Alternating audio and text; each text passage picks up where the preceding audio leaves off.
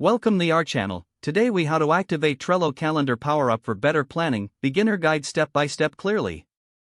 To activate the Trello calendar power-up, start by logging into your Trello account. Navigate to the board where you want to enable the calendar feature. Locate the Show Menu option on the right side of your board. Click on Show Menu to expand it. Find the Power UPS option in the menu. Click on Power UPS to open the Power UPS directory. In the search bar, type calendar to find the calendar power-up. Once the calendar power-up appears, click on the Add button. Confirm the activation by clicking on Add Power-up in the pop-up. After the power-up is added, you will see a new calendar option in the menu. To view your calendar, click on the calendar link.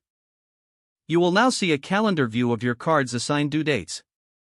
If you want to create a new card in the calendar view, click on the desired date. Fill in the card details like title, description, and due date.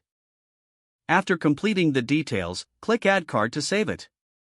You can also edit existing cards directly from the calendar view.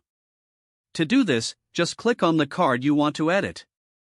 Make your changes and click Save or Close to return to the calendar. The calendar power-up allows you to easily visualize your deadlines and tasks. Use this feature to help organize your schedule effectively. With these steps, you'll be able to maximize your Trello experience using the calendar power-up. If the page does not load, refresh the browser or try again in a private or incognito window. Make sure you are using the correct email address, then retype it carefully to avoid small typos. If your password is not accepted, use the reset option and create a new strong password you can remember. Check your spam folder for verification or security emails, then complete any requested confirmation steps. Enable two-factor authentication if available to improve account security and reduce unauthorized access risk.